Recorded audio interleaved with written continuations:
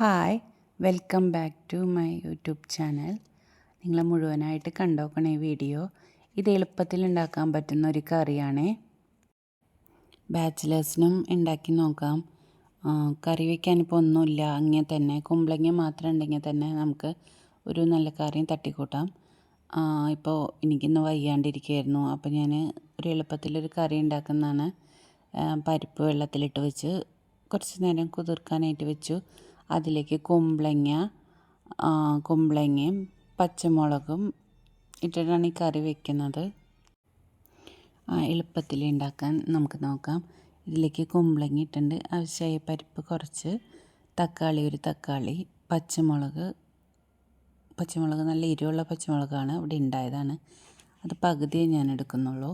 പിന്നെ പേരിന് ഒരു കുറച്ച് മുളകും പൊടിയും ഇടുന്നുണ്ട്. 1/4 ടീസ്പൂൺ മഞ്ഞൾപ്പൊടിയും കൂടി ഇട്ടിട്ടാണ് ഈ കറി ഉണ്ടാക്കുന്നത്. വേപ്പിലയും വെളിച്ചെണ്ണയും കൂടി ഒഴിച്ച്, ഇത് വെളിച്ചെണ്ണ ഇതിലൊഴിക്കുന്നത് കൊണ്ട് തന്നെ നമുക്ക് കടുക് പൊട്ടിക്കേണ്ട ആവശ്യമില്ല. ഇതിപ്പോൾ ഞാൻ കടുക് പൊട്ടിക്കുന്നുണ്ട്. ഇതില്ലാതെ വെച്ചാൽ നല്ല ടേസ്റ്റാണ്.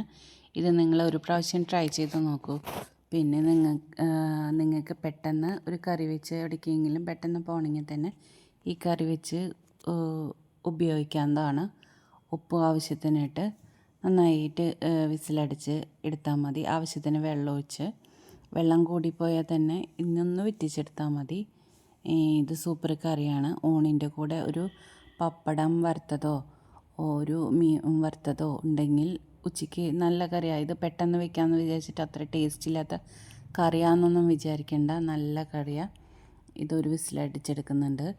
ഇത് നിങ്ങൾക്ക് വീഡിയോ ഇഷ്ടമായാൽ സബ്സ്ക്രൈബ് ചെയ്യാനും സപ്പോർട്ട് ചെയ്യാനും മറക്കരുത്. കമൻറ്റ് എന്തെങ്കിലും ഒരു ഇമോജിയെങ്കിലും കമൻ്റായിട്ട് ഇടണേ, സപ്പോർട്ട് ചെയ്യണേ. അപ്പോൾ അടുത്ത നല്ലൊരു വീഡിയോയുമായിട്ട് കാണാം.